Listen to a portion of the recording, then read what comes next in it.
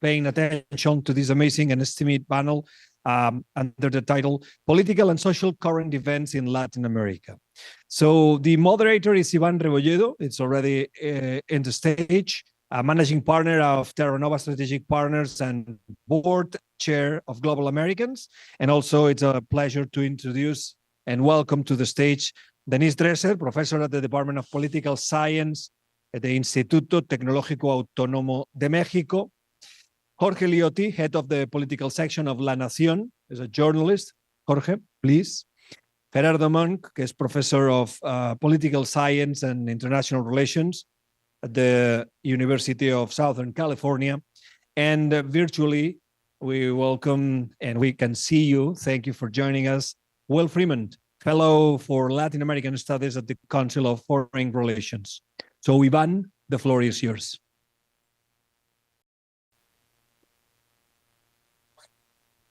Is this on? Yes.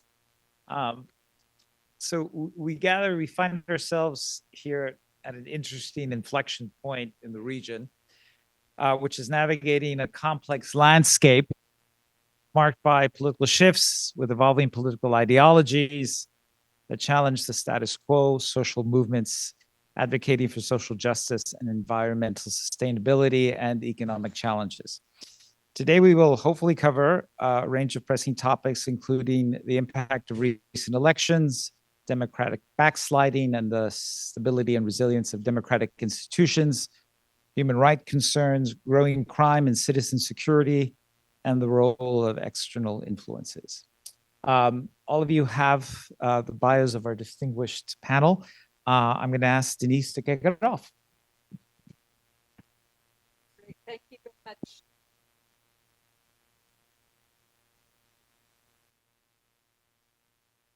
Thank you very much. It's a pleasure to be here. I'm going to speak about my country, Mexico, and I think that there are many lessons that can be derived for the region from the Mexican experience. I want to disabuse you from the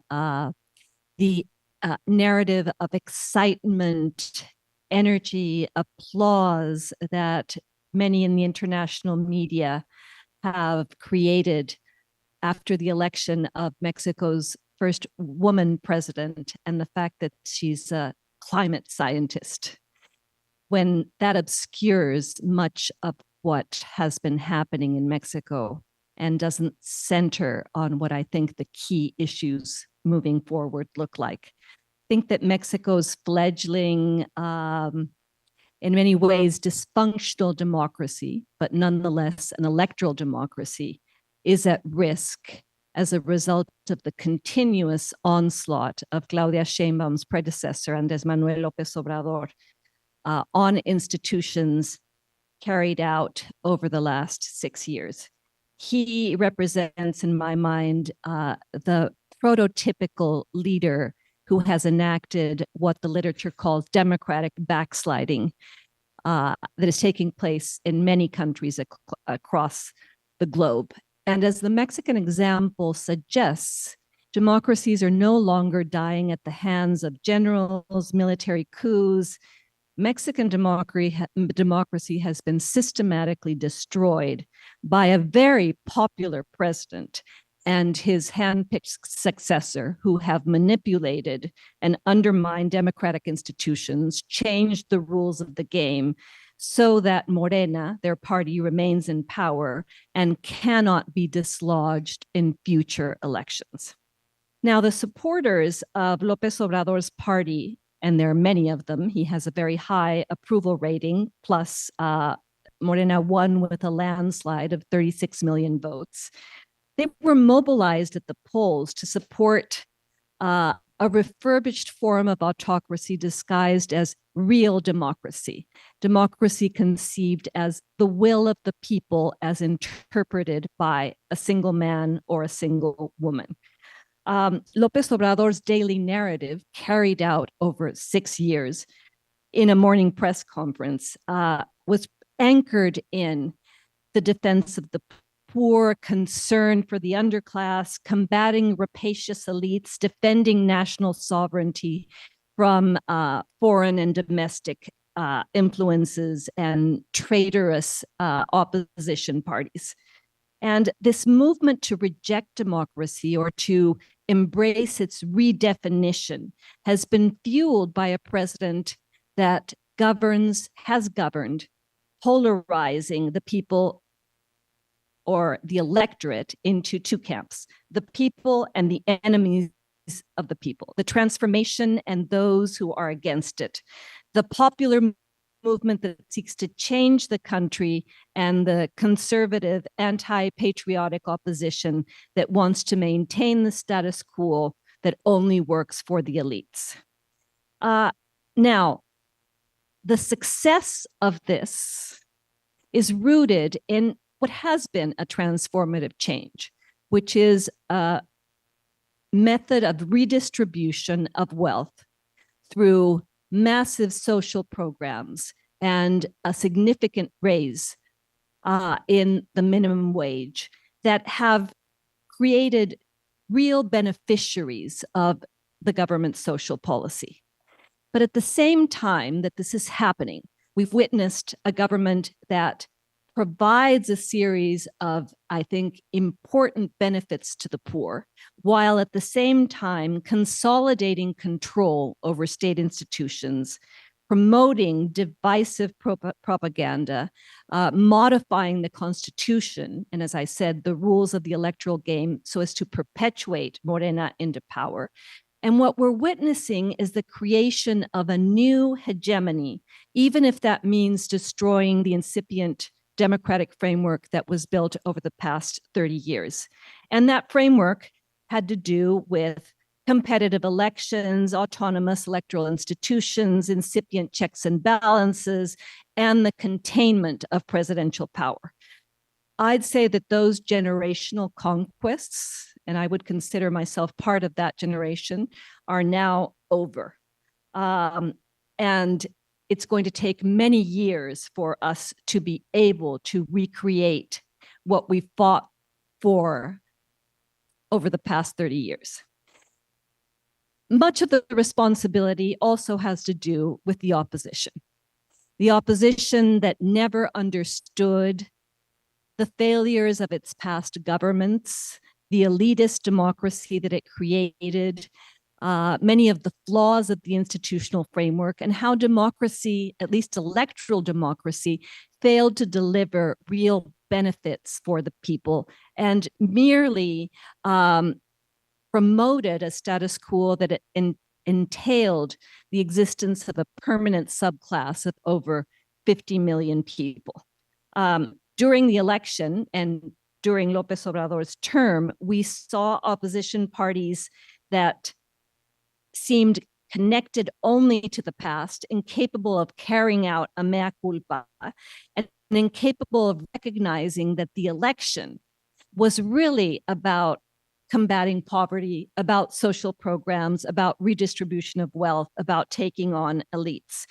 And because of this, Morena won with 36 million votes and now has constructed a supermajority in Congress, a supermajority enabled by buying off opposition legislators or giving political immunity to some of their corrupt members.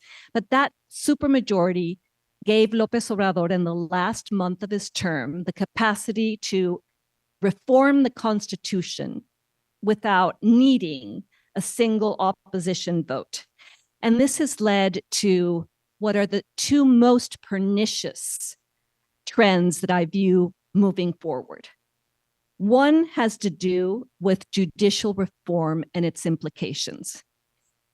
Imagine if Donald Trump were to win on November 5th with a supermajority in both houses, and after that, he reformed the Constitution so that all ministers of the Supreme Court, all federal and local judges, and all members of, in the Mexican case, the Electoral Tribunal, which is the final voice on electoral conflicts, were elected by the popular vote.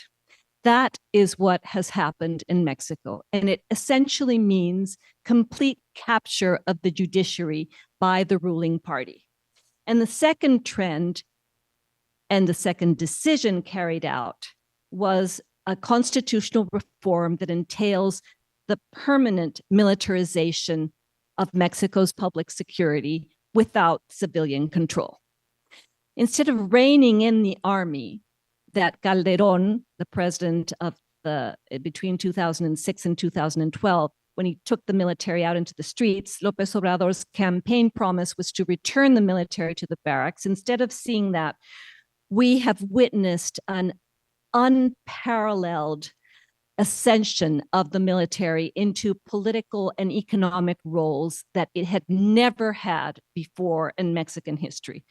The Mexican military today is omnipresent, building airports, running the country's ports, controlling customs, distributing money to the poor, implementing social programs, and spending 90% of its time detaining immigrants.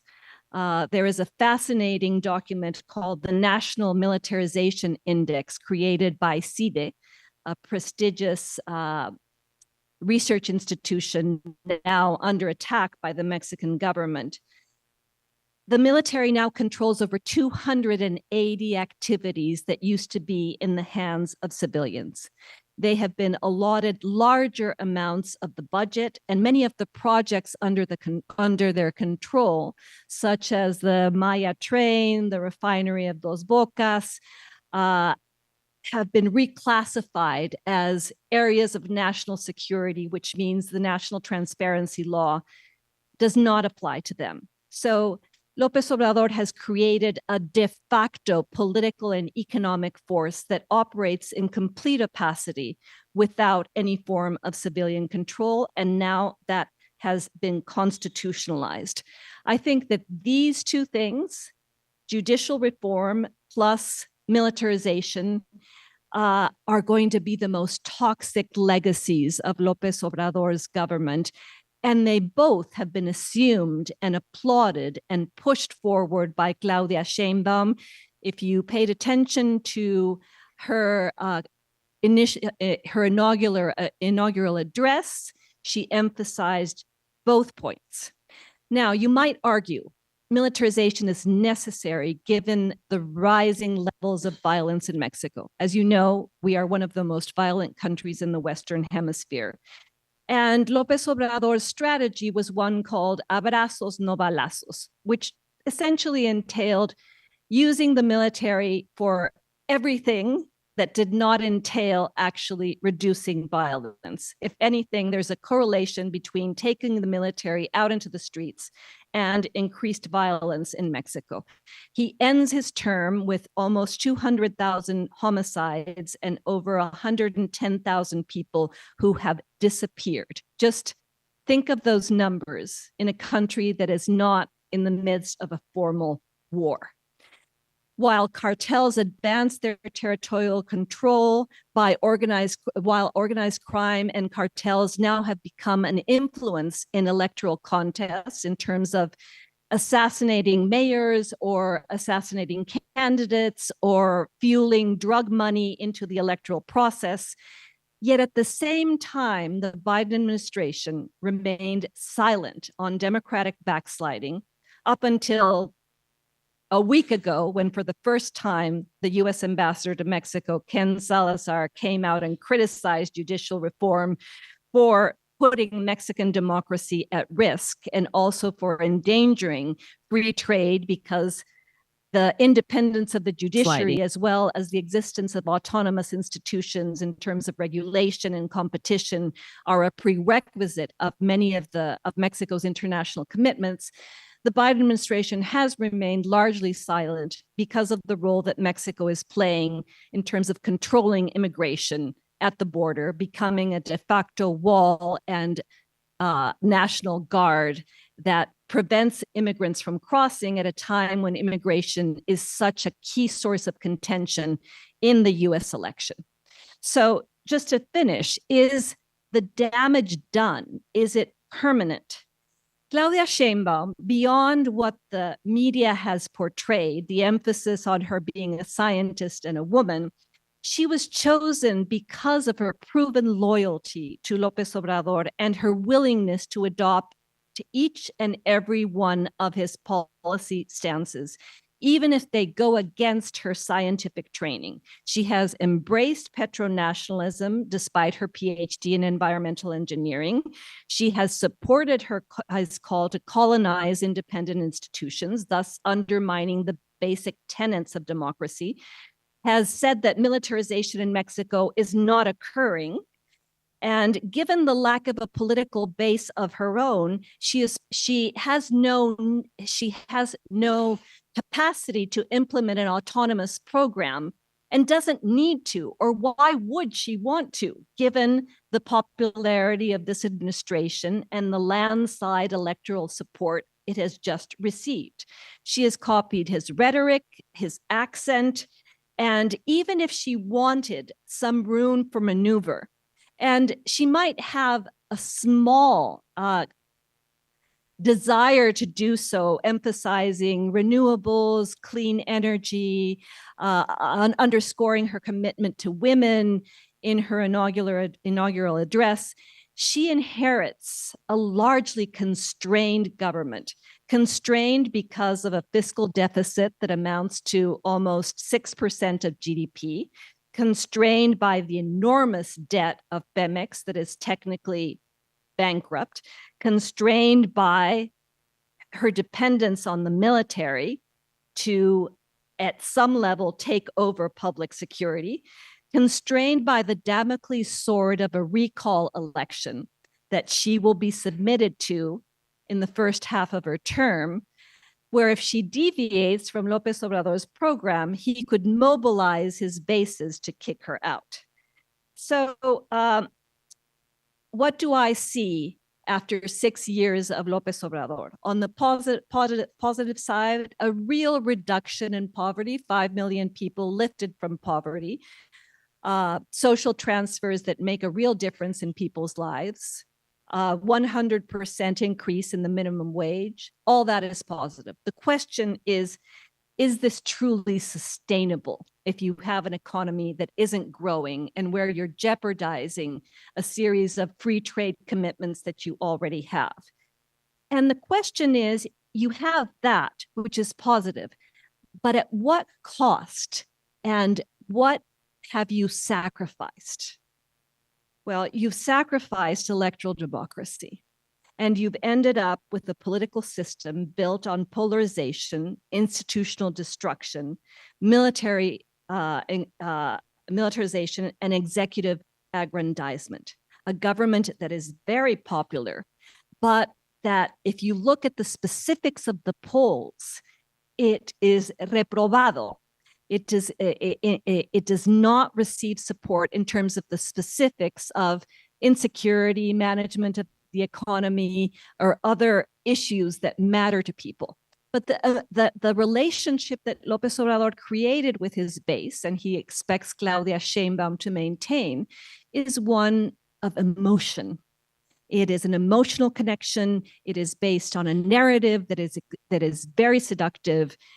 What Anne Applebaum calls the seductive lure of authoritarianism.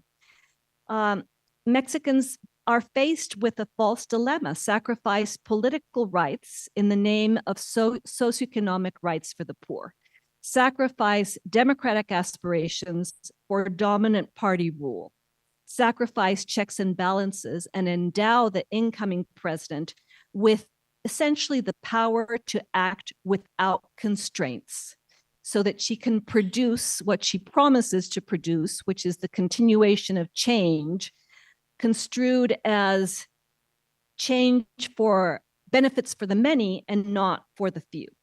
At a recent conference in Mexico City, Adam Przeworski, one of the main theorists of democracy, declared that the damage to Mexico was already done, because he predicted that if Claudia Sheinbaum obtained a large enough majority to change the constitution, Mexico's democracy would die at the hands of its elected leaders. And that is what has happened. If you look at all the literature on backsliding or on populism, Mexican populism today, participatory populism, delegated populism, illiberal populism is the permanent shadow of representative democracy. And it shows that something is not working right. And in Mexico, things were not working right in terms of the democracy that we did have, and that we were unable to self-correct before López Obrador became the result of that dysfunctional democracy. Well, even in Przeworski's definition of what democracy is, parties that lose elections or a method to process conflicts, Mexico has ceased to have those characteristics. Because with judicial reform, with militarization, and with what is happening within the National Electoral Institute and the erosion of checks and balances and the capture of the judiciary, Mexico has dismantled the necessary minimal conditions to continue being a democracy. If López Obrador or Claudia Sheinbaum were here, they would say, but democracy means the will of the people. It means 36 million votes. It means the will of the majority. Trump could win with a great deal of popularity and majoritarian support. That would not make him a Democrat, nor someone who would necessarily follow the rules of democracy. Democracy, in Przeworski's words, only exists if people can freely elect their government and also remove their government. And today, the fourth transformation is eliminating the conditions under which Mexicans could remove the government of Morena if it acted badly. We will no longer have the capacity to throw the bums out. Because in order to have basic electoral competition, you need a minimum of institutional and legal arrangements, a minimum of basic economic and civil rights, a minimum of an independent judiciary and courts that assure those rights. Victories should be temporary and defeats should be temporary. I would argue today that Mexico has lost those minimal conditions. So what we've witnessed was the arrival of a man and now a woman through the democratic route, through the electoral vote, but that have arrived into office and that have subverted democratic institutions. And I think that is the paradox of our times. And it is happening not only in Mexico, it is happening in many parts of Latin America and throughout the world. So I'd end by saying that Mexico, sadly, has a long history of placing its destiny in the hands of omnipotent rulers as it lurches then from crisis to crisis. López Obrador and Claudia Sheinbaum are now taking the country down a very familiar path. And for those of us who have historical memory, we know where it leads, not to a strong, healthy, vibrant democracy as we understand it, to include checks and balances, division of power, transparency and accountability, and citizen empowerment and basic rights, but rather to a lawless, discretionary form of authoritarian rule supported by people who should know better. Thank you.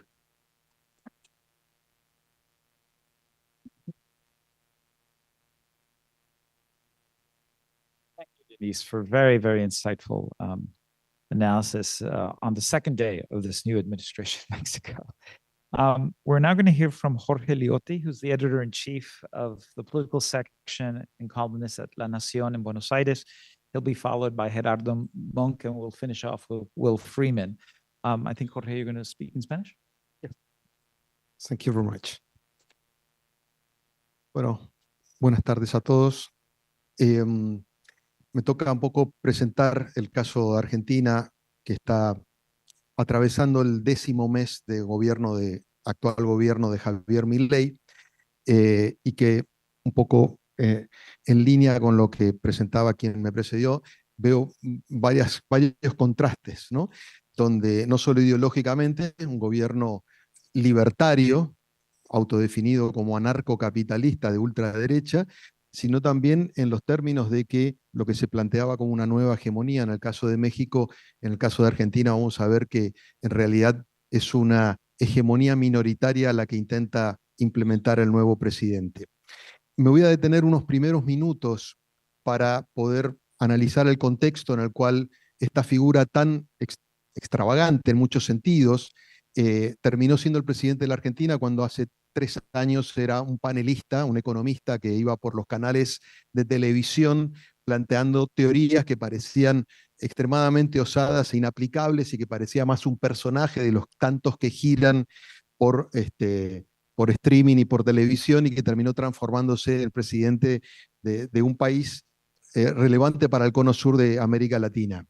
Y yo creo que en ese sentido es muy importante poner los ojos sobre el contexto de la sociedad argentina con el cual llegó a las elecciones de octubre-noviembre del año pasado. Desde mi punto de vista, un momento histórico, crucial de la historia moderna del país, donde por primera vez emergió con mucha nitidez una percepción mayoritaria de crisis estructural de la Argentina.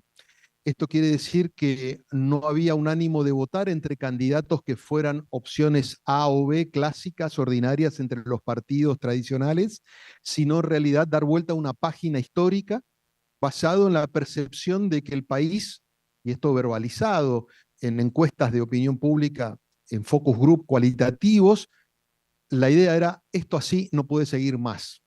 Una idea de cambio profundo que tuvo señales importantes de advertencia cuando uno mira el resultado electoral de las 6 últimas elecciones nacionales en la Argentina, incluyendo las presidenciales y las legislativas de medio término.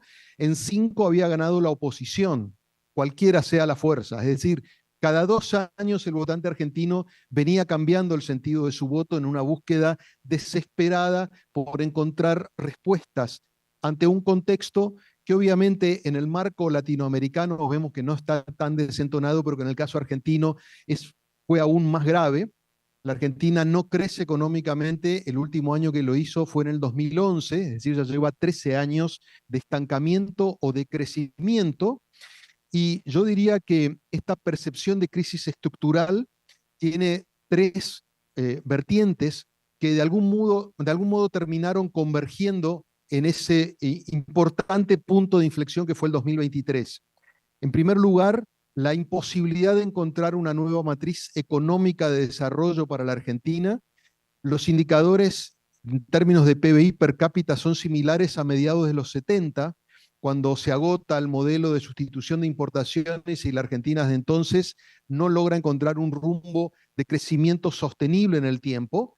Tuvo algunas instancias de mejora económica a principios de los 90 y a principios del nuevo siglo, pero fueron periodos efímeros, nunca constituyeron una nueva matriz de crecimiento. A eso se sumó el cambio de su composición social a partir de la crisis del 2001-2002, con la salida del sistema de convertibilidad económica que unía la paridad del dólar con el del peso argentino, un sistema que fue beneficioso al principio y empezó a tener costos muy altos en términos de recesión y desempleo, y terminó con una eclosión social con saqueos en las calles, la salida de la convertibilidad. A partir de ahí hay una transformación profunda con lo que hasta entonces era un techo de la pobreza, pasó a ser el piso de la pobreza, con lo cual la Argentina cambió su fisonomía, quizás aquella que durante una parte del siglo XX la caracterizaba por una clase media ancha y vigorosa, y empezó a ser definida por una clase baja y una clase media baja. Y a eso se sumó la parálisis política de los últimos 15 años, con una polarización entre lo que representaba el peronismo en su versión kirchnerista de centroizquierda y lo que representó el macrismo en su versión centroderecha. Quizás algo que en Estados Unidos se empezó a ver posteriormente a partir de Trump, pero que en la Argentina vimos cómo el sistema quedaba paralizado porque los gobiernos no tenían mayoría en el Congreso, y eso de algún modo hacía que los gobiernos terminaran mutilando parte de sus programas, imposibilitados de progresar. Esta triple convergencia de una crisis por acumulación económica, social y política terminó generando este punto de inflexión en el 2023 que tiene como resultante la elección de un personaje que estaba completamente afuera del radar. Insisto, venía logrando algún tipo de visibilidad en los canales de televisión, que por primera vez se presentó como un candidato a legislador en el 2021, sacó el 13% en la ciudad de Buenos Aires, o sea, no fue un candidato nacional, y tuvo un crecimiento exponencial entre el 21 y el 23, apalancado por esta percepción mayoritaria agravada por la pandemia entre el 2021 y el 2023, donde la mayoría de las encuestas dieron sostenidamente la idea de que la gente impugnaba al gobierno en ese momento de Alberto Fernández, pero tampoco se corría la principal fuerza opositora, que era la que representaba el viejo macrismo. Es decir, había una vacancia de postulantes que Milei terminó ocupando. Y en este sentido, la reflexión probablemente sistémica tenga que ver con el ciudadano argentino en un momento de muchísimo estrés de la democracia, terminó saliendo por una vertiente no en el centro del espectro ideológico, sino por el extremo. Milei fue la última alternativa, el último ratio dentro de lo que el sistema institucional permitía, porque su discurso tan disruptivo entraba y salía de lo que democráticamente era aceptable, y la gente terminó buscando esa opción casi desesperadamente. Con lo cual Milei es el resultado excepcional de un contexto excepcional. Su discurso durante la campaña fue bastante básico, más allá de que le gusta hacer alarde de una retórica técnico-económica. La sociedad empatizó con tres ideas centrales. La primera tiene que ver con la reducción de la inflación, un drama histórico de la Argentina, producto de sus crisis recurrentes, que tiene niveles incluso más altos que cualquier otro país de la región, compitió mucho tiempo con Venezuela, con lo cual el tema de inflación era lo que la gente entendía del discurso económico de Milei, a partir de una propuesta de reducción fuerte del déficit fiscal. La gente decía cualquier cosa con tal de reducir la inflación. El segundo eje de su discurso fue la lucha contra el sistema político, ubicándose él como un antisistema, que él define como la pelea contra la casta, algo que encarnó el enojo de la sociedad con lo que venía gobernando hasta entonces, un fenómeno que hemos visto en muchos países de la región y del mundo. Y el tercer aspecto de su estructura de campaña tuvo que ver con una notable estrategia comunicacional basado en una articulación entre la televisión y las redes sociales. En un contexto de mucho desánimo, donde la mayoría de la gente estaba desconectada y desinteresada de la política, su estilo extravagante, que tuvo un vector muy importante en los jóvenes, perforó esa muralla de indiferencia a través de las redes sociales, con lo cual no solo logró el voto de los jóvenes, sino que los jóvenes fueron vectores para convencer a los sectores más desanimados, padres, abuelos, familiares, que dijeron, bueno, optemos por este señor que no sabemos bien qué va a hacer, pero por lo menos es algo distinto. Y de esa manera llegó con un punto a favor muy importante, que tiene que ver con el deseo de cambio muy potente, y teniendo como antítesis el pasado. Milei busca dar vuelta ese pasado que la mayoría de la sociedad buscaba, y con un punto de debilidad también importante, que es su falta de representación en el Congreso y a nivel de gobernadores provinciales. No tiene ningún gobernador en los 24 distritos del país, y tiene en materia legislativa 38 diputados sobre 257 y 7 senadores sobre 72. Es decir, una representación muy minoritaria, a lo cual se suma su estrategia confrontacional permanente contra la casta. Es decir, pelea, discute, los trata de ratas, de gastadores seriales, con lo cual se hace muy difícil reconstituir lo que electoralmente no ha conseguido. Este es el contexto en el cual asume Milei y cuáles fueron un poco los planteos generales.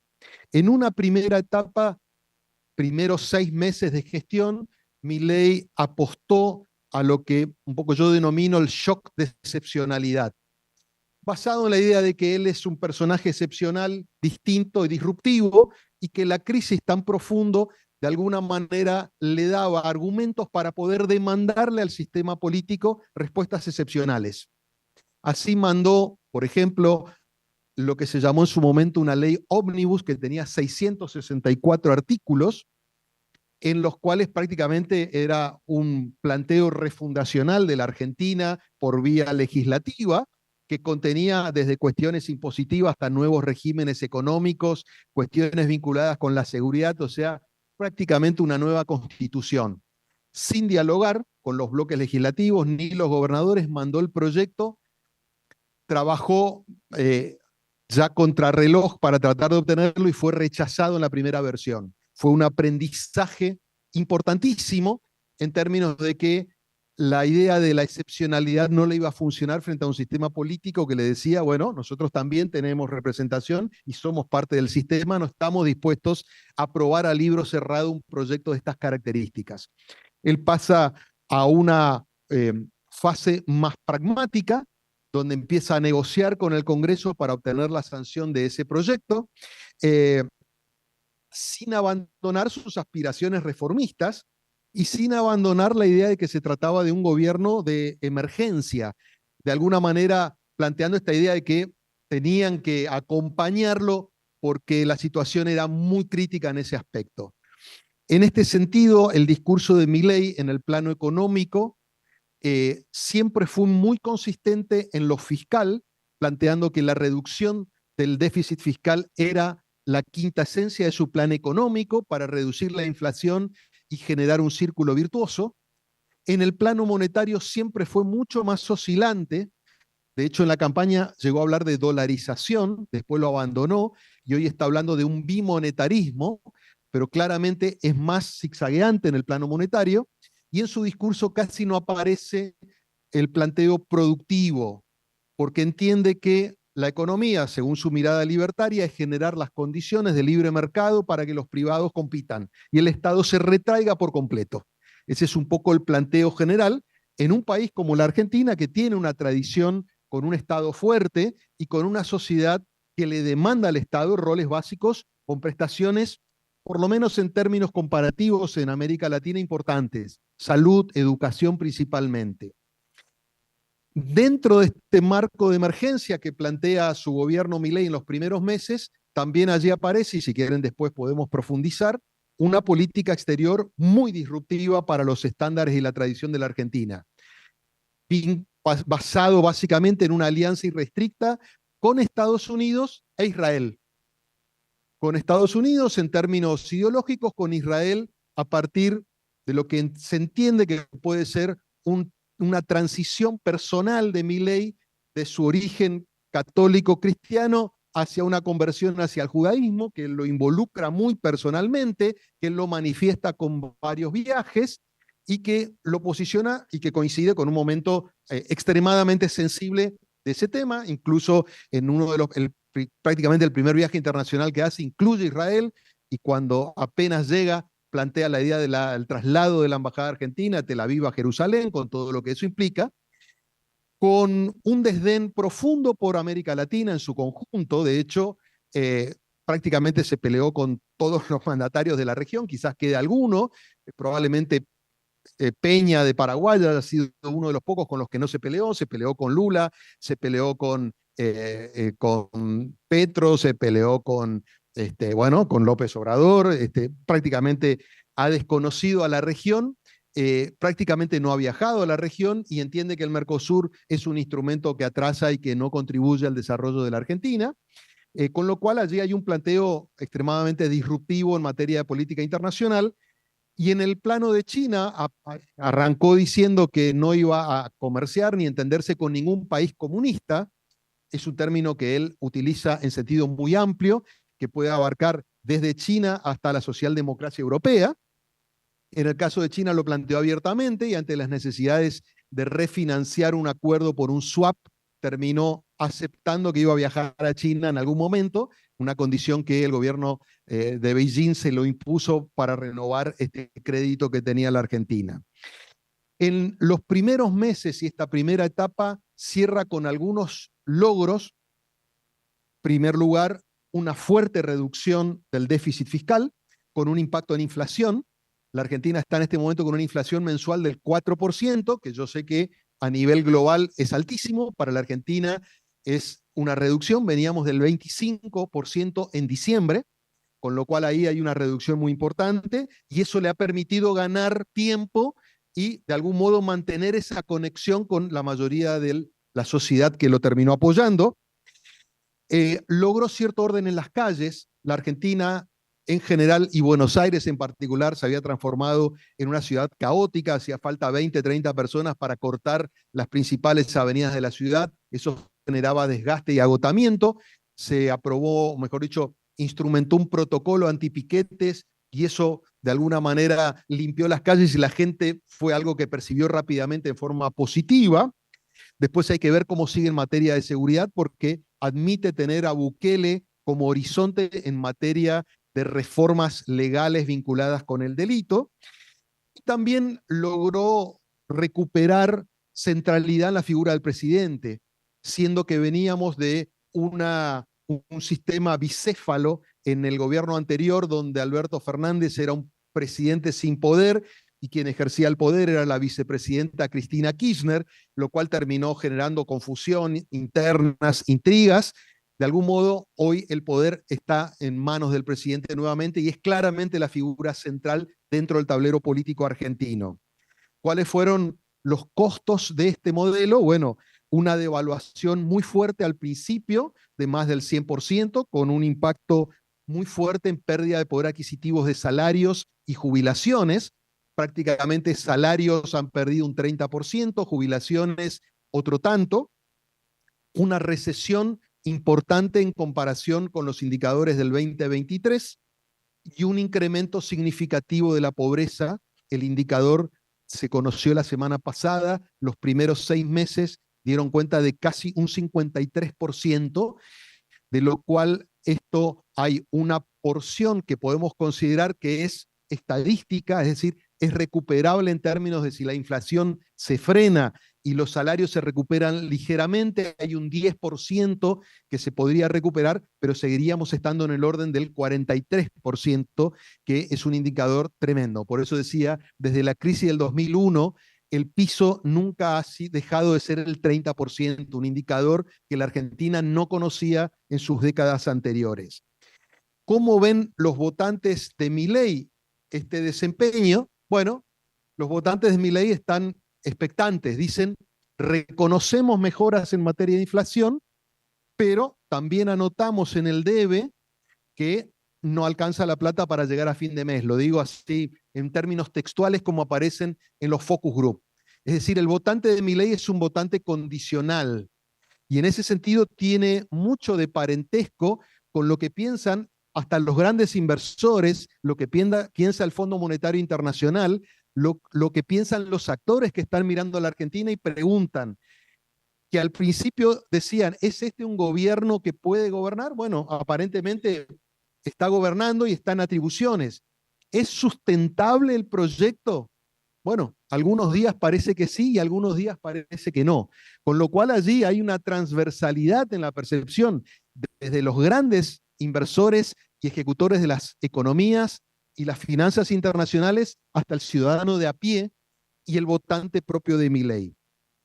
Cierro mi intervención marcando la fase en la que yo entiendo que se encuentra actualmente el gobierno, que yo llamo el del desafío transicional, es decir, el desafío de pasar de un gobierno de emergencias y urgencias, de recortes y ajustes justificados en el pasado, a empezar a desplegar un gobierno en todas sus capacidades y en todo lo que implica la gestión de un Estado.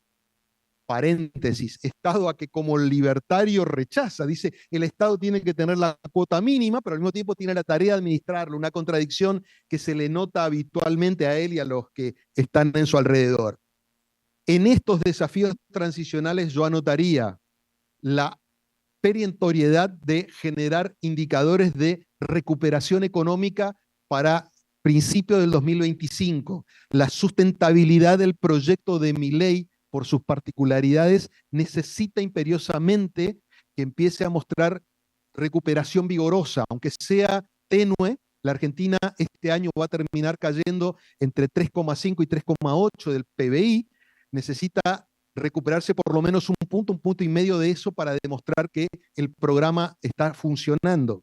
En segundo lugar, necesita un nuevo acuerdo con el Fondo Monetario Internacional. La Argentina es el país que tiene mayor nivel de deuda proporcional a su PBI, y esto va a requerir resolver la ambigüedad monetaria, eliminar las restricciones que hoy existen en materia cambiaria y sobre todo definir cuál va a ser la senda monetaria. La Argentina va a ser un país bimonetario, va a poder transaccionar en dólares y en pesos indistintamente, va a revalorizar el peso, como decía el año pasado, va a ir a una dolarización. Tiene que definirlo, el Fondo Monetario se lo va a exigir. En tercer lugar, necesita consolidación política en el Congreso. Hasta ahora ha tenido un acompañamiento ocasional de fuerzas aliadas que lo apoyaron en esa primera etapa, pero que hoy están en una situación de evaluar proyecto por proyecto. Hay mucha inquietud respecto de la sustentabilidad del plan y el programa que pueda desarrollar el gobierno en las condiciones minoritarias en las que se encuentra. Y en este punto va atado para mí con el cuarto aspecto que está relacionado, que es, ¿puede el gobierno de Milei darle sustentabilidad al futuro? ¿Puede darle gobernabilidad al proyecto de gobierno que encarna? ¿O está condenado a seguir viviendo mes a mes en función de cómo resulte? Cierro con esto. Milei ha adoptado dos decisiones importantes en términos de construcción política. Su llegada al poder significó la ruptura absoluta del tablero tal como lo conocíamos hasta entonces, sustentado en dos grandes coaliciones. Él rechazó hacer un acuerdo de cúpulas, como le había ofrecido el expresidente Macri, entre su partido, el PRO, y el partido de Milei, partido, siendo generosos, una fuerza política llamada La Libertad Avanza. Dijo, no voy a hacer acuerdos superestructurales, yo voy a generar la impronta y no me voy a desviar en el camino. Y también rechazó la segunda opción, aprovechar la fragmentación del tablero político con una oposición desperdigada en todas las fuerzas para recrear una mayoría propia. No, dijo que no iba a acordar con la casta. Y está adoptando una postura que por ahora le resulta, pero que sabemos que es riesgosa, que es decir, mi sustento es la sociedad, es la opinión pública, y en consecuencia es un sustento condicionado directamente a resultados económicos. En tanto y en cuanto la ecuación pueda transformarse en un círculo virtuoso, él va a ser acompañado por la mayoría de la sociedad y aspira a revalidar su potencial en las legislativas del año próximo. De fondo, Milei tiene que responder la gran pregunta y el gran interrogante que nos hacemos los que vivimos en la Argentina y también los que viven afuera. ¿Es un evento excepcional? ¿Es un paréntesis en la historia argentina? ¿Un pequeño periodo de tiempo disruptivo como resultado de la crisis? ¿O es un punto de inflexión que está marcando que la Argentina va a encarrilarse en un rumbo desconocido hasta ahora y que lo puede poner en esa senda? Todavía estamos en camino, la respuesta no la tenemos.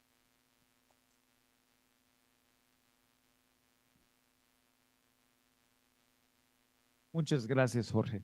A stark contrast to what we heard previously in Mexico. Now we turn to Gerardo Munck, who's professor of political science and international relations at the University of Southern California. Gerardo, you have the floor for 15 minutes. Thank you. Can you hear me?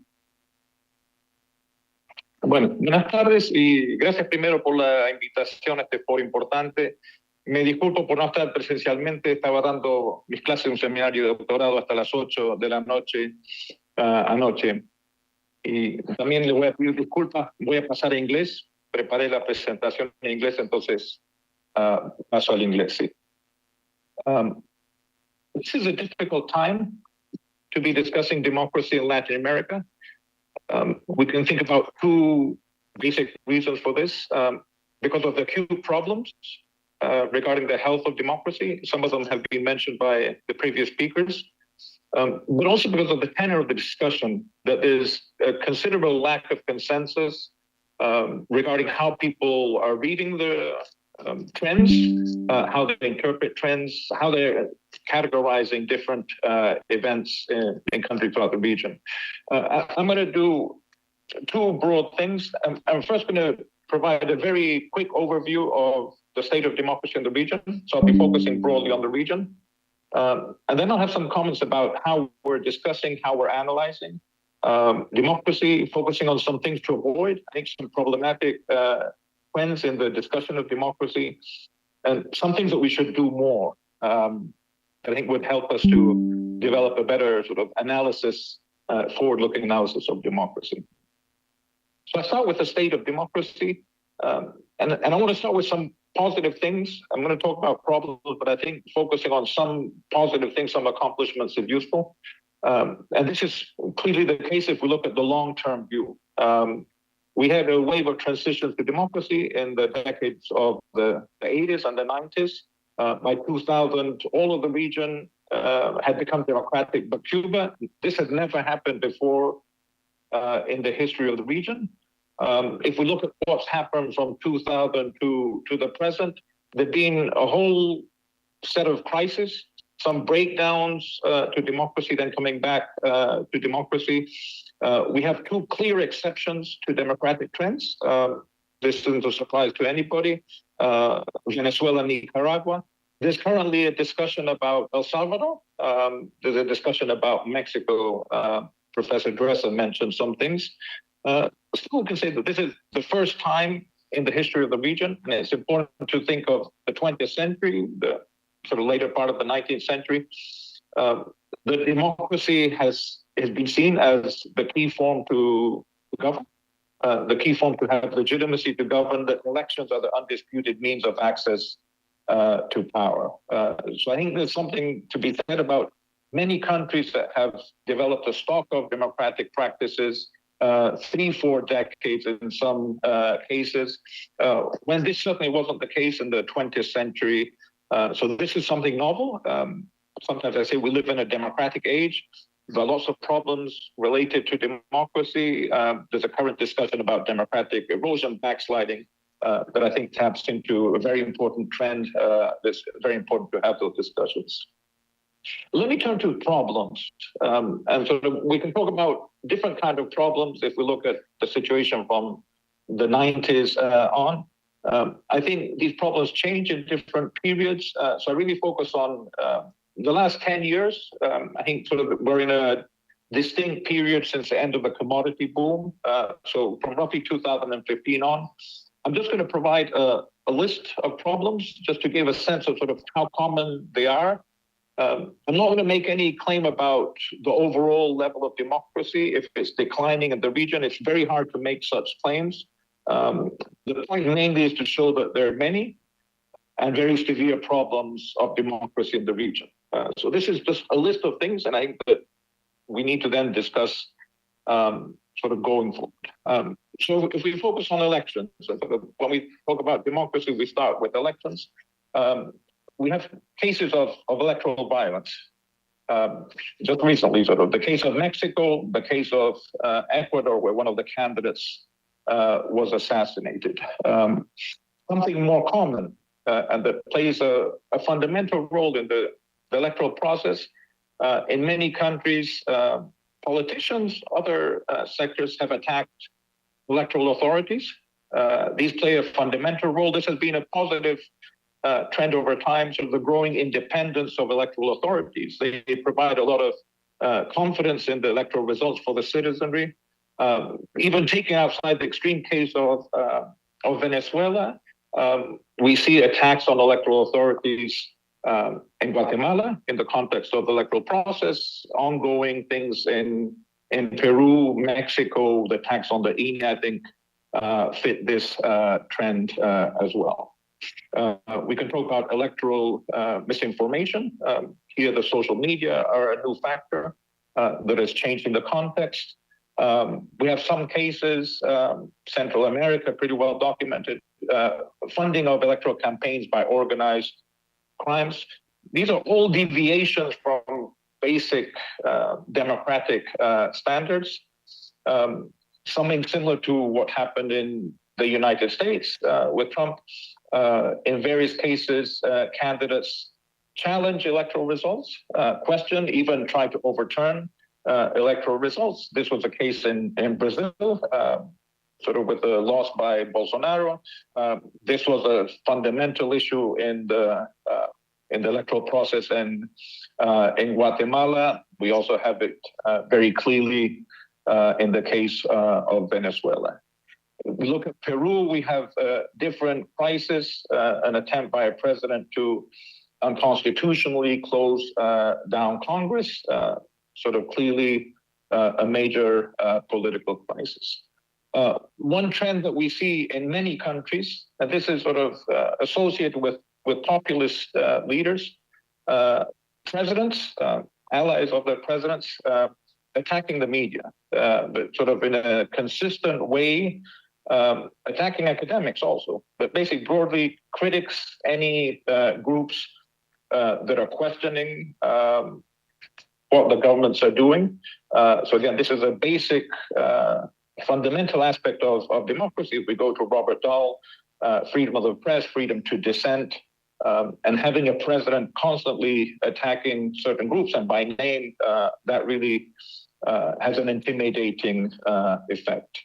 One thing, and sort of just thinking about the previous presentation in Argentina, we could talk about the concentration of power can take various manifestations. One is the attempt to rule by decree. And this was something that at the beginning of the Milei administration, there was really an attempt to change fundamental aspects of the political system, as well as policies by decree.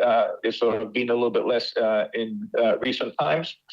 We can add to this attempts to take over the justice system, to curtail the justice system. The justice system is one of the powers that can control, check executive in particular. This is the big debate in the case of Mexico from the last basic month. There's been a lot of discussion about that, why the reforms of the judiciary are a big challenge to democracy. We can link sort of this point about changing fundamental rules. In democracy, you have a set of rules, and then you have electoral competition, sort of competition over policies. One of the fundamental things which is important to be extremely careful about is how one changes basic rules that relate to the regime. And in several countries, sort of El Salvador here, as well as Mexico, you have leaders that are basically changing fundamental, not sort of small parts of the regime, fundamental rules for their self-benefit. Without seeking sort of a consensus. And this is, you can have popular support consensus with opposition groups if you're changing fundamental rules. That is certainly sort of the more indicated path to follow.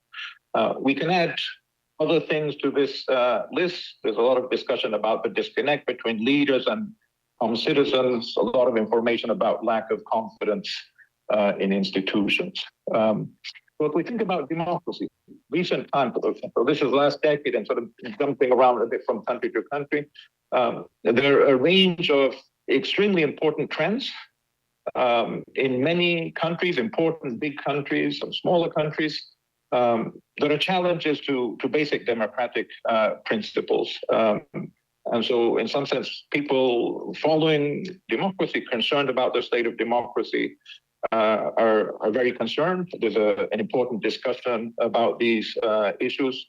So I think this is sort of a very important sort of maybe critical time for democracy in the region. There've been other critical times in sort of the earlier parts of this century.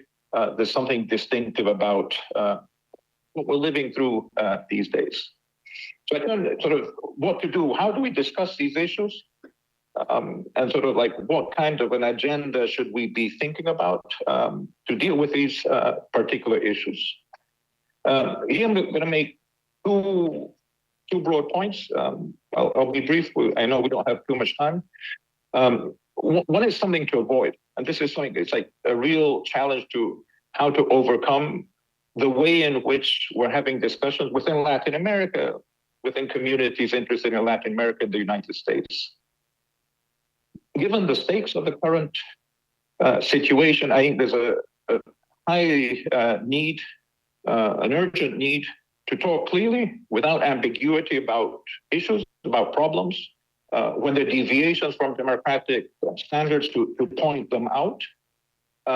Yet this is precisely what many commentators, leaders don't do. On the opposite side, they seem to have a clear intent to obfuscate, to make it unclear sort of what the significance of various trends are. We have a nice term in English, and I've looked to see if there's a translation to Spanish. And I don't think there's one as nice, but in English we say gaslighting, making it unclear sort of what the stakes are, particularly sort of victims of certain wrongdoings, to make people doubt, is this really bad? Sort of how do we interpret particular events? The test case of this has been the discussion about the elections in Venezuela. So this has been a very critical sort of event for Latin America. There was a real chance of a transition to democracy. Everybody was paying attention to there, and sort of we see on the problematic side some sort of a lot of very important, useful discussions, interventions. But among leaders, we have some leaders on the leftist governments, recognizing Maduro's victory when all the evidence points other way. Others taking an ambiguous position, saying Maduro didn't win, but he didn't lose. Even trying to undermine initiatives to deal, sort of collective initiatives to deal with the crisis in Venezuela, such as those in the OAS, the Organization of American States, not turning up to meeting, in some sense, making difficult a collective response sort of to the situation in Venezuela. So if we think about this, we can say that ideology still trumps a commitment to democracy in sort of many countries in the region, in the actions of many leaders. This is an impediment to a strong collective response, particularly to cases when sort of critical events are ongoing. I would extend this, not going to go into detail, to social scientists. I'm a social scientist, a political scientist, so I follow the discussion among social scientists.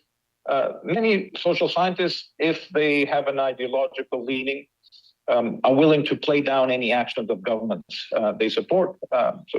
We have a strong record of these things. The situations that we're talking about, take Venezuela's extreme, are not as complicated or politically fraught as the situation in the Middle East, Gaza. So we need to find a way to discuss, to defend democracy, even when we have ideological disagreements. I think this is a big challenge if we're going to sort of put an emphasis on democracy and try and act collectively to support democracy. I'll just say something very broadly about sort of, I think, what's missing in our discussion. A lot of the discussion is very short-term, reacting to events, and that's important. That needs to happen. So it's very much sort of the recent thing. Sort of there's a government sort of taking certain actions, and people discuss that. I think that's okay. But I think there's some deeper issues, some longer-term issues that we need to have a discussion about, and sort of to really have more clarity about what we're discussing when we're discussing democracy. If we're talking about how to strengthen, to improve the health of democracy, I think we need to address some things. We can call them structural problems. So I'll just list these and then end. In the 1970s and 1980s, in the context of authoritarianism and transition to democracy, there was a very interesting debate, some academic, some political, about what is democracy. Okay, if you're fighting for democracy, there's a struggle for democracy. What do we mean by democracy? And very importantly, why should we value democracy? I think that debate has been lost. So people they talk about democracy and it can mean anything, yeah, sort of. So we've lost a clear sense of what democracy is. If we're going to assess practices in different countries, I think we need to be clear about that. There are differences. There's sometimes big differences. So people say what's happening is the problem for democracy because they have a certain conception of democracy. So in some sense, resuming that debate, so that's a debate that a different generation kind of assimilated. It happened in a different context. I think in the current context, we need a discussion along those lines of those fundamental questions. Then we need a discussion about what is wrong with democracy, but also just, and again, sort of moving beyond sort of critique and reacting to problems. How can problems be fixed? So I think it's not enough just to discuss, and there's a lot of literature, I think sort of a lot of literature in the United States, sort of like democracy is threatened. There's sort of a threat to the life of democracy. Turning to a more positive, future-oriented discussion, what reforms are possible? Sort of what reforms are viable within the context that we have in Latin America to strengthen democracy. There's some responses that I don't think are satisfactory. Okay, so put greater emphasis on participatory democracy. I don't think that deals with the fundamental issues. We live with representative democracy. So I think we need to take that as a starting point. And then, and I'll end here.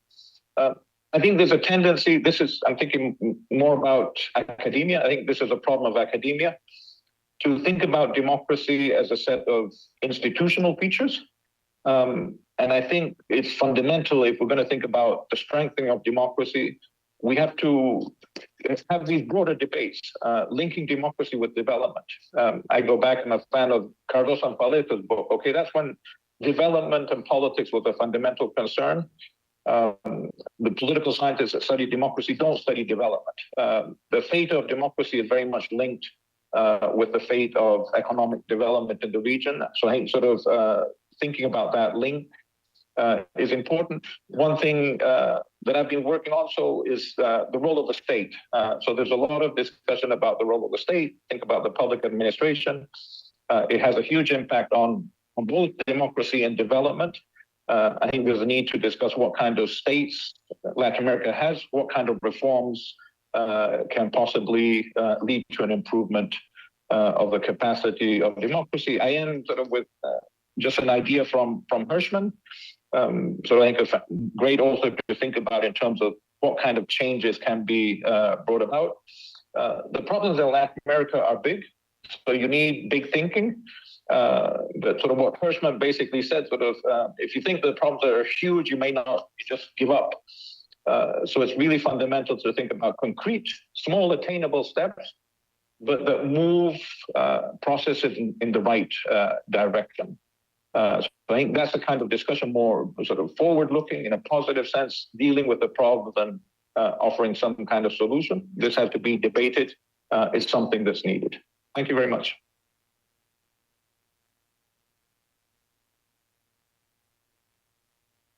Gerardo, thank you very much. We will move on to our last panelist, Will Freeman, who's fellow for Latin America at the Council on Foreign Relations. Will, you have the floor. You have 15 minutes. Thank you. Thank you, Ivan. It's difficult to follow such fascinating insights on Mexico, Argentina, and the state of democracy in the region today. But I couldn't agree more with what Professor Munck had to say, that in the last 10 years, the region has entered a new cycle, a new period, following the end of the commodity boom. And I'll focus my remarks on one of the main reasons why I think that is: the growth of illegal markets, organized crime, and, if you will, the reorganization of organized crime throughout the region. Today, organized crime is on the top of the agenda publicly, almost wherever you look. And it's really not a mystery why. Nayib Bukele in El Salvador is probably the most talked about leader in the region when you look internationally, for having put approaching 2% of the adult male population of his country in prison. Ecuador's chaos, as it descended into gang violence and became a new hub for cocaine exports, has also been one of the biggest stories of recent years.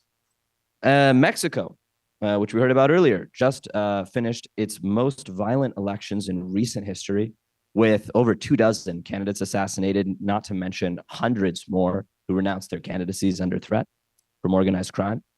And to not forget Brazil here. Brazil is approaching its October 6th local elections.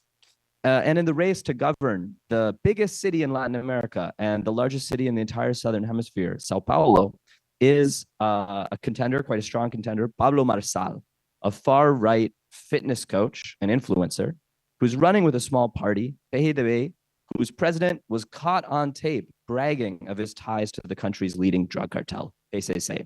He denies it, but Folha de Sao Paulo has verified it with several sources. So I think it's worth asking, what has changed? Why does it feel that organized crime is suddenly on the top of the political agenda everywhere? And what political models are taking shape across the region to respond to both this very real problem and the great sense of public preoccupation you see with it now that 67% of Mexicans consider crime the country's top problem, 60% of Brazilians say the same, and the numbers are similarly high in countries like Chile, Peru, and many others. So let me give you my argument, my framework for thinking about this, which draws on a book I'm writing called Reorganized Crime.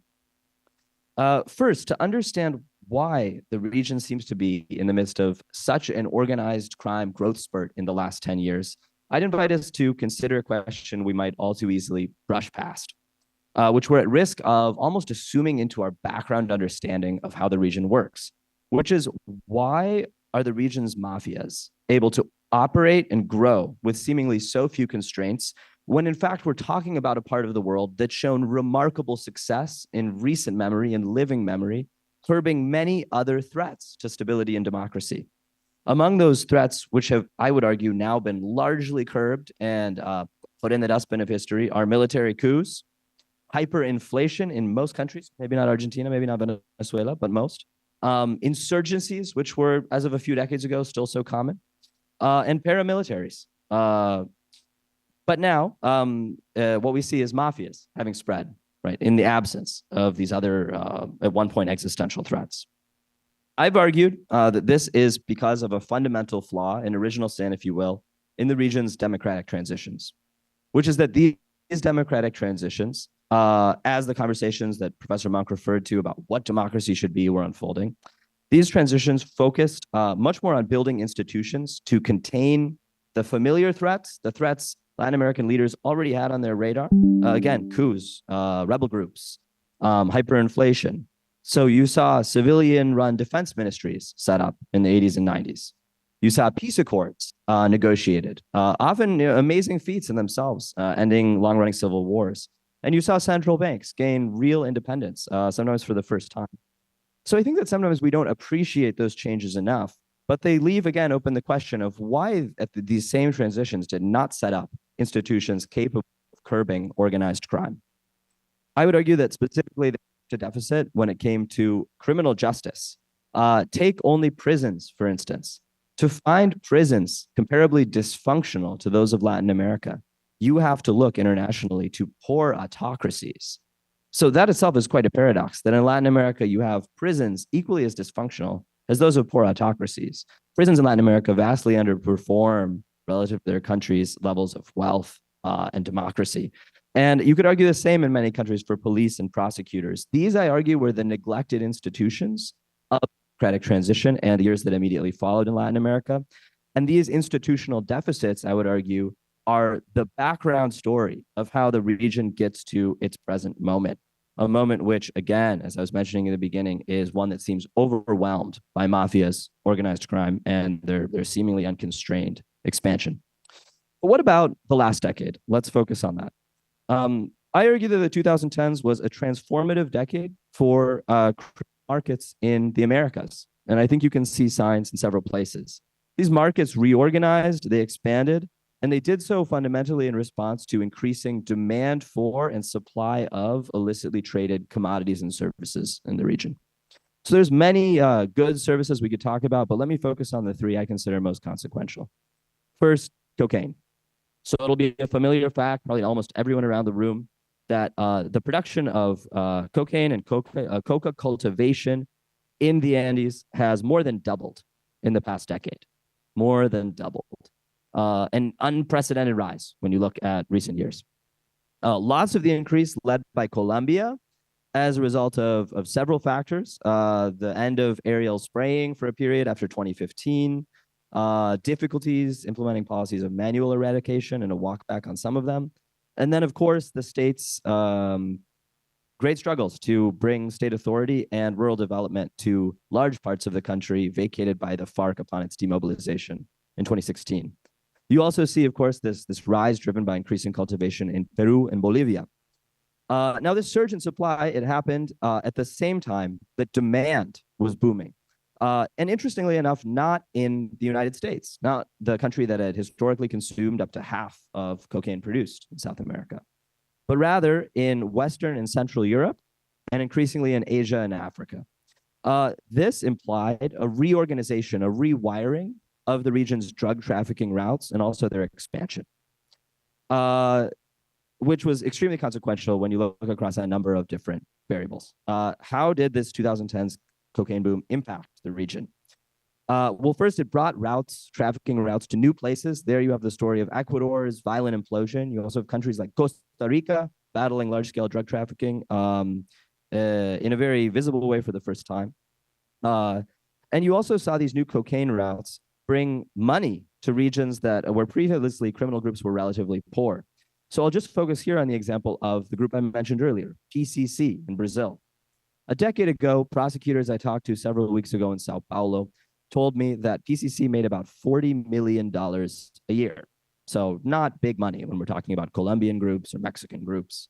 Today, it makes $1 billion in profits annually.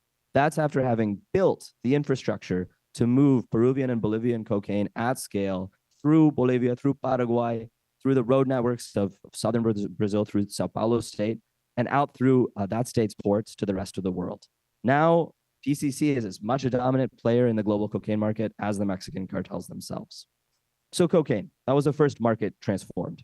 Second, however, and often more neglected, I think, to the fault or to the detriment of this conversation, is gold. The 2010s saw an unprecedented demand spike in demand and prices for gold.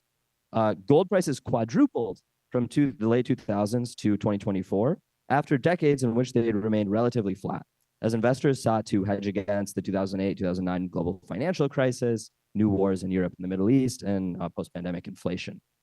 That in Latin America set off a gold rush.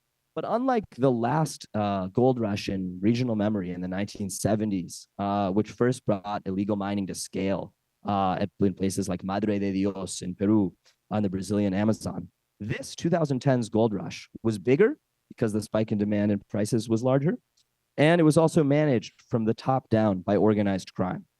So what we've seen across the gold fields of the Amazon and gold-rich mountains in the Andes is that organized crime has layered itself. It's grafted itself onto illegal mining economies and has become their de facto CEOs, administrators, and tax agencies, with two consequences. One, that it's much harder for states now to curb illegal mining activity.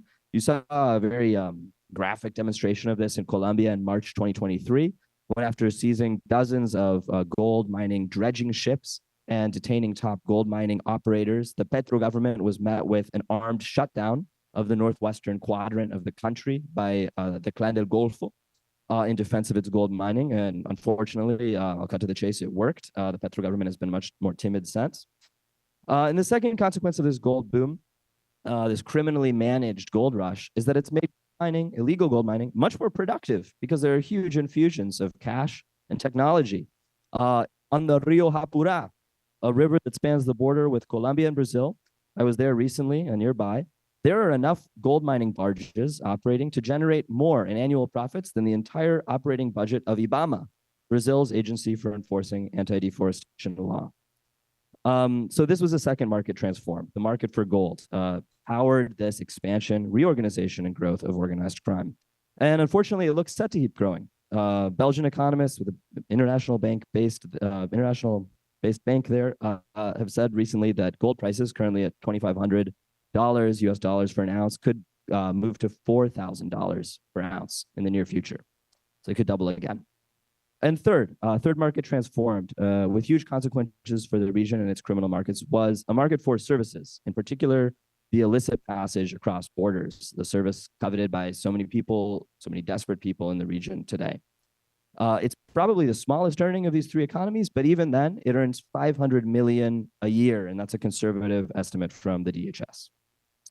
So reporters with Insight Crime have written about an industrialization of migrant smuggling. I think that's the perfect way to put it.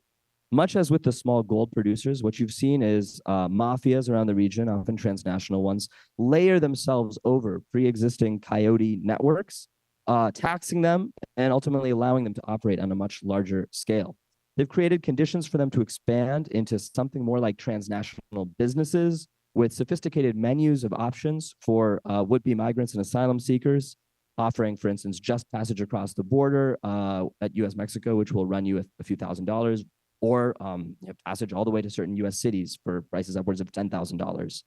And it's also made the business increasingly brutal, with mass kidnapping of migrants entering the equation as another profit maker. Where can you see this all best, this new economy? I'd argue in the Darien Gap. There, the Gulf Clan has fostered an infrastructure of roads, suppliers of provisions to the many millions of migrants who've now passed through, and guides, which earns the group millions of US dollars per week. It's made this very hard for governments to enforce any regulation or laws on passage across borders, as we've seen with one attempt after the other of Panama to secure and Colombia to secure this border. And it's also made routes throughout the region along which now gold, drugs, and also people flow, all the more lucrative and worth fighting over. So just look to the violence in Chiapas in southern Mexico.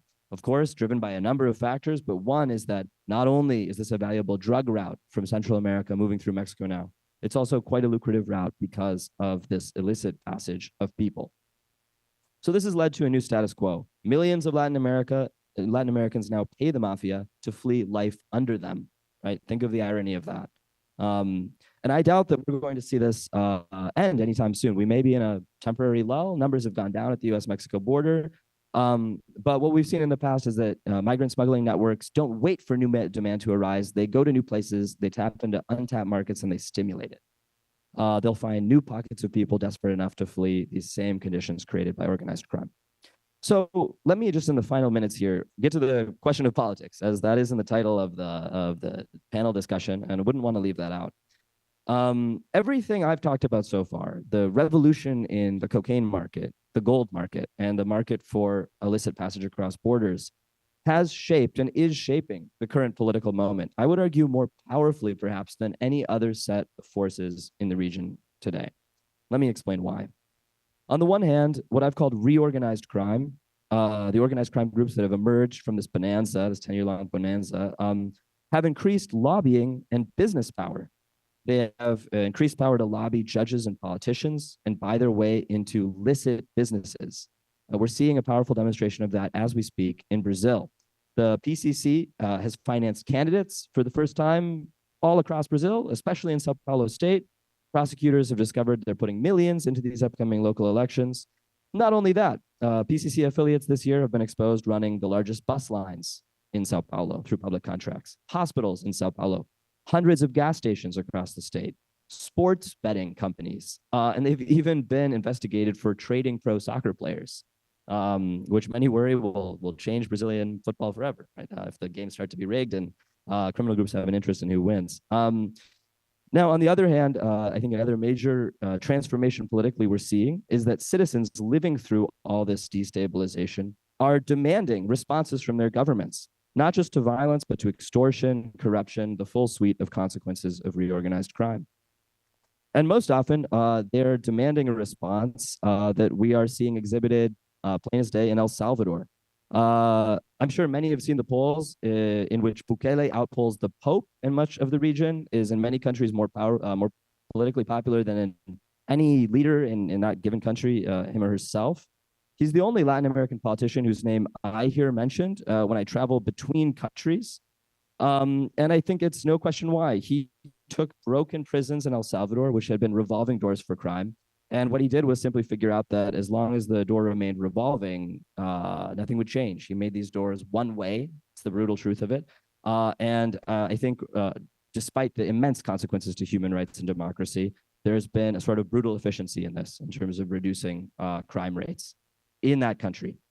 So as international appeal is, I would argue, creating the most potent political model which Latin Americans are looking to today. That's not to say that it will easily spread. Of course, we all know the conditions in El Salvador and the conditions of its maras before the crackdown are quite unique. These were poor, not very consequential gangs to international drug trafficking. They were relatively easy to crush. But I think we should be very worried that knockoff imitations of the Bukele model will spread around the region. He was just in Argentina visiting President Milei. Ecuador, I think Honduras also stand a real chance of being influenced. And before I wrap up here, let me suggest two other models that I think are spreading in response. On this one, I'll be brief because Professor Dresser did such a good job dissecting it, commenting on it, which is the model of Mexico. Many people might not think of Mexico as a model here. What is there to want to be, want to emulate in the country's handling of organized crime? But I'd argue that their civilian authorities have delegated increasing degrees of power to the military to deal with the problem, and that we're at risk of seeing that model spread silently throughout the region. I've written about this as a problem of military dependency, a situation in which civilian leaders delegate more and more authority to military leaders until they're unable to make decisions on security policy or perhaps much else without an unofficial sign-off from the top brass. I think that we're at risk of seeing that model perhaps in Ecuador, perhaps other places soon, as undesirable as it might seem. Because after all, in Mexico, the military has recently said in response to raging violence in Culiacan and Sonora that it's not our responsibility to solve and that the criminal groups themselves will have to battle it out. So I'll just conclude by saying that I think what Latin America needs most in this moment, and perhaps you've already anticipated this already, is a democratic model for dealing with the problem of reorganized crime. And unfortunately, to date, I don't think there's a single country we can look to and say it embodies such a model, provides a blueprint for such a model. But what we can perhaps find are disparate fragments and pieces of a model, policies that could be put together into a coherent model. Plan Colombia, for me, although it may often be the example people cite, it is not, in fact, the best starting point for this conversation. That was a model to fight insurgency, which to a large degree needed. It was not a strategy that effectively contained the growth of organized crime. Look at Colombia today. But I think looking to the present, there are a few hopeful cases we can see that maybe give us the fragments of something new. One is Sao Paulo. Sao Paulo prosecutors are leading remarkable investigations of the PCC. They're tackling it as a business, fortunately, not anymore treating it as a prison gang. And you see that they are managing to make significant cuts to PCC's ability to operate across critical infrastructure in that part of the country. I'd add that in Ecuador, there are ambitious investigations by the Attorney General's office into organized crime corruption. In Peru, there have been attempts, which are unfortunately now being rolled back. But you do see judiciaries in the region responding. And so I think it remains to be seen whether or not these attempts bear fruit long-term. Guatemala, I think, shows us how anti-mafia politics can work in the electoral arena. Of course, a lot of particularities that made the case of Bernardo Arevalo possible, that made him possible to win, but he does show that you can capture some of the energy which otherwise might go towards a Bukele in response to the degradations, the predation of organized crime, and shift it in another direction. I was in Guatemala a little over a year ago on the campaign trail with volunteers for Semilla, and what struck me is that many of them, when I asked them to list favorite politician after Bernardo Arevalo, told me it was in fact Nayib Bukele, just as a testament to what I just said. I think just as a concluding point here, the perhaps opposite of a silver lining, unfortunately, is that I don't see Latin America solving this problem on its own. International involvement was very important for securing democratization in the region. The US, after many years of working against democracy in many cases, unfortunately changed direction and I think was key to some democratic transitions. You saw Europe step in and help as well, and of course the United Nations. And perhaps most importantly of all, Latin American governments reached across their own borders to help broker democratic transitions. I think it's unfortunately much harder to see the international environment shifting in a way favorable to democratic solutions to this organized crime problem. The US would need to change not only its foreign policy and invest more in rule of law systems, but it would also need to get serious about ending the flow of illicit firearms into the region and consumption of illicit drugs from the region, which are such important engines of organized crime. Europe would also need to address its very serious and growing consumption problem, which finances groups like PCC. And perhaps most difficultly of all, Latin American countries would need to cooperate not only past election cycles, but past and overlooking personal and political rivalries, which are now so common among the presidents of the region.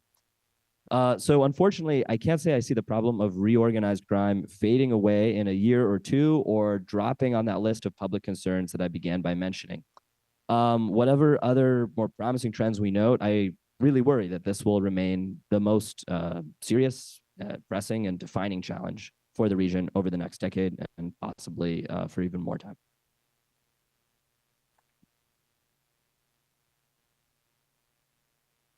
Thank you, Will, for a very important intervention. I can clearly see you are definitely that emerging voice in the field and in our region, so thank you. I know that this panel is standing between all of you and lunch. So I think I have a series of questions, but I'm going to just open it up to the floor, take 2 questions, and we'll proceed from there. Thank you. I just want to ask you the following question. You know, in the United States, they just built the extension of the second line of the train. It took them 10 years to finish it. The Empire State Building was built in 30 months. Isn't the crisis of democracy the absence of delivery more than whatever it is? I mean, we're not getting anything done. This is what I feel. You know, the governor of Michigan, Gretchen Whitmer, campaigning in Michigan, she went there and she asked one of the voters, what do you want me to do? And she said, fix the damn roads. Why? Because yesterday I was taking my kid to school, the car fell there, and I had to spend for childcare, fixing the car, da, da, da, da. So, I mean, up to what extent do we have to make democracy to deliver, to stop the backsliding of democracy? That's my question. Thank you. Second question, the gentleman in the far back.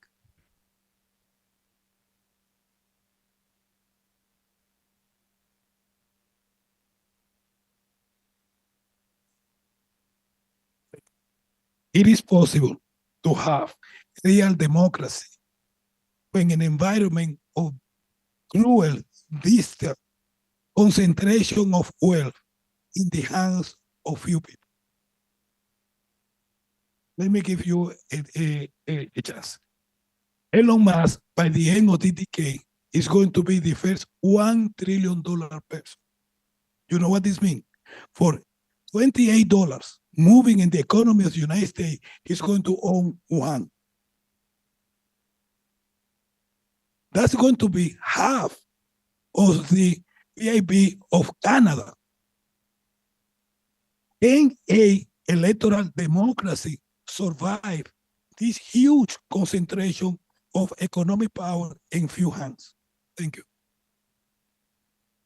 So I open it up to our panel. Wants to take a crack? I fully agree with why there's a backlash against democracy throughout the world because of its inability to deliver basic services and address deep-standing issues of inequality, poverty, corruption. I agree with you. The transitions failed in that regard. They focused too much on alternancia electoral, which ended up being a rotation of elites, but with no real transformative power in terms of changing the lives of ordinary people. And that's why in the last election in Mexico, democracy was on the ballot. The opposition put it there, but for the people, it sounded hypocritical that the PAN, the PRI, and the PRD were defending democracy when they had distorted it. And democracy is not the winning argument. Results are the winning argument. So why is López Obrador so popular? Because he very quickly built a Maya train. He very quickly built a refinery. One could argue endlessly, and I have, why these are failures of public policy. you have a train that is never going to be financially viable. You built a refinery when the world is transitioning to renewables. But for many Mexicans, those are results. They will argue, in the past, presidents devoted those resources to corruption. He has done things for the people. And receiving 3,000 pesos a month as part of a social program is a result. Perhaps it's not sustainable. I think it's probably not in an economy that doesn't grow and where GDP per capita has actually fallen. I don't think the model is sustainable in the long term, but it also leads to a reconceptualizing of democracy, where, as I said earlier in my presentation, democracy no longer means what it's meant since the French Revolution. It means delivering results to people, whether it's cash transfers, whether it's big public works, whether it's having the military on the streets, even if they don't reduce levels of homicide, but there's a sign that the government is doing something and they never did anything in the past. So I think you've hit on a key issue. Jorge. Yes, I would like to add another point to that answer. That is, what is the meaning of democracy for young people? And this is very relevant because for us, democracy is a value in itself, because we witness the change from military dictatorship to democracy in the region. So for us, democracy is something very valuable that it made an effort to get. So it's something very relevant in itself. But for young people, it's something assumed is natural for them because they were born in democracy and now they are democracy. So democracy means something else, and they are asking for democracy for something else. And that is the answer is maybe that one. Results. You have two kinds of legitimacy. One of them is institutional legitimacy. And in many of our countries, democracy is working in some way. But I think that the main fault is the legitimacy of the outcomes. And it was the young people that's asking for. And that's why we are witnessing more young people disenchanted with democracy in itself and try to adopt their own decisions, to their own options and choices. And democracy means nothing for them in real sense. And I think that there is a risk there because they are the futures. In some of our countries, they represent about 40 and 50% of our populations, and they will be more and more relevant. And this is an additional challenges for governments in the region. Do you have something to add? Just briefly, I'll add one thing that I hope bridges the two comments to this fact that it gets at concentration of power and why it's so hard for democracy to deliver. The way I see it in the past and large parts of the 20th century, concentration of power was one of the main stumbling blocks in the path of democracy in the region. It was that there was a general or a set of oligopolists who would say what governments could and couldn't do. But today, I'm personally more worried about deconcentration of power and great fragmentation of power, making it impossible for democracies to deliver. And here I'll just take the case of Bernardo Arevalo in Guatemala. So he comes in with a mandate to reform, to implement serious changes in terms of public services, infrastructure, anti-corruption.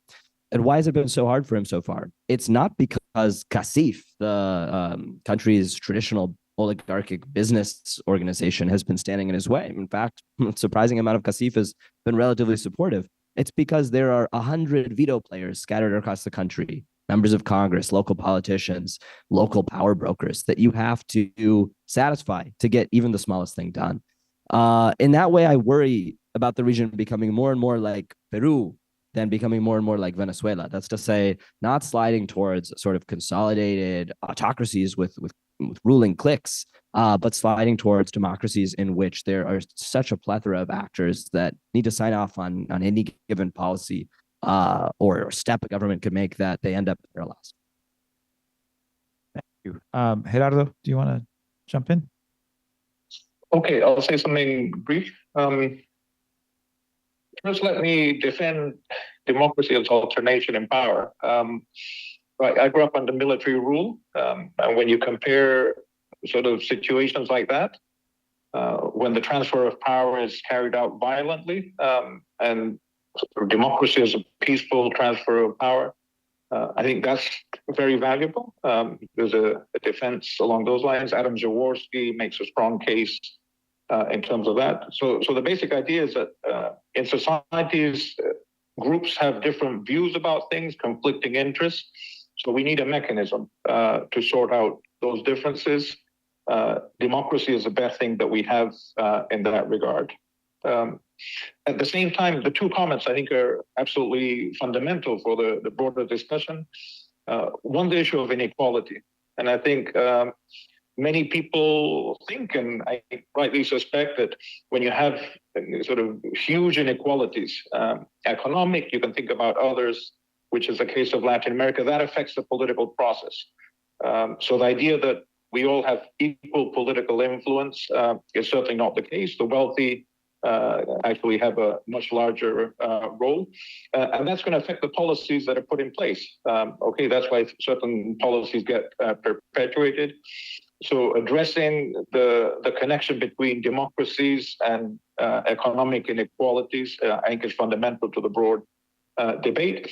Then just the other comment I think is central to the current discussion: democracies that deliver. Democracies that deliver in terms of economic issues, but other things as well, health, security. I think people evaluate, common people evaluate democracy by what it delivers. So there's a real challenge for Democrats to see what can they do, what policies need to be considered, what reforms need to be put in place so that democracy delivers more. But there's some things sort of that sometimes democracy gets blamed for that are maybe outside of the possibilities of democracy. There are global changes that are happening, some sort of happen outside of Latin America. So Latin America is still dependent in that regard. So sometimes people ask too much from democracy to solve problems that sort of maybe aren't within the reach of governments within Latin America. But to insist upon sort of democracies that deliver, to see what can be done is a central issue. Thanks. Thank you. I'm sorry, I have myself a whole list of questions. This has been a very, very insightful panel. It should continue on, but as I said, I know we're way behind schedule. I invite you to approach our speakers during lunch and ask any further questions you might have. Join me in thanking them all, please.